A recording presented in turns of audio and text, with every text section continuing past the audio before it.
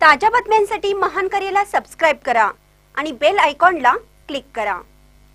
सांगली मिरज आणि कुपवाड महापालिकेच्या 78 जागांसाठी आरक्षण जाहीर, 39 जागा महिलांसाठी राखीव। सांगली मिरज आणि कुपवाड महानगरपालिकेच्या 78 जागांसाठीचे आरक्षण सोडत आज मंगळवारी पार पडली। ही सोडत महापालिकेचे आयुक्त सत्यम गांधी यांच्या उपस्थितीत मिरजेतील बालगंधर्व नाट्यगृहात पार पडली। यामध्ये एकूण 78 जागांपैकी 39 जागा या महिलांसाठी राखीव ठेवण्यात आल्या आहेत। नवीन आरक्षणानुसार 78 पैकी 45 जागा सर्वसाधारण गटासाठी, अनुसूचित जातीसाठी 11, अनुसूचित जमातीसाठी 1 आणि नागरिकांचा मागास प्रवर्ग ओबीसी साठी 21 जागांचे आरक्षण निश्चित करण्यात आले आहे।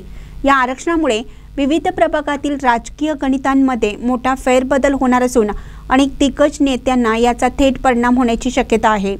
गेल्या 2.5 वर्षापासून सांगली, मिरज आणि कुपवाड महापालिकेत प्रशासक व्यवस्था सुरू आहे। राज्य निवडणूक आयोगाने नुकतीच महापालिका निवडणुकीची घोषणा केल्याने सर्वच राजकीय पक्षांचे लक्ष आरक्षण सोडतीकडे लागले होते।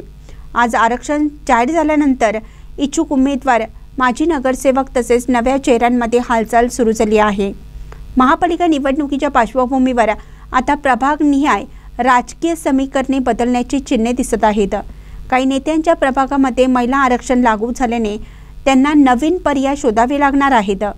त्यामुळे आगामी निवडणुकीत उमेदवारांची निवड आणि पक्षांतर्गत स्पर्धा अधिक चुरशीची होण्याची शक्यता आहे।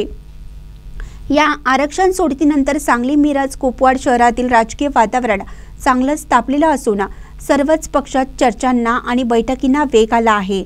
आता सर्वांचे लक्ष प्रभागनिहाय अंतिम आरक्षण यादी आणि निवडणूक लढवणाऱ्या उमेदवारांच्या घोषणांकडे लागली आहे। महानकरी न्यूजसाठी आदी माने, मिरज। सर्वांना नमस्कार। सांगली, मिरज, कुपवाड शहर महानगरपालिकाच्या आरक्षणच्या सोडत आज विहित पद्धतीने पार पाडली आहे। याच्यामध्ये आरक्षणच्या सोडत निश्चित करताना सर्वांना जे काही चुनाव आयोगांचे नियम आहे त्यांची पालन आम्ही केलेलं आहे।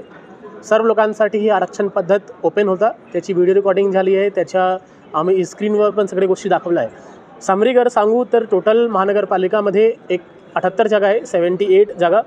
त्याच्यापैकी अनुसूचित जातीसाठी 11 जागा रिझर्व ठेवण्यात आलेली आहे, आरक्षित ठेवण्यात आलेली आहे आणि त्याच्यापैकी 6 जागा त्या प्रवर्गातील म्हणजे अनुसूचित जातीच्या महिलांसाठी आरक्षित ठेवण्यात आलेली आहे।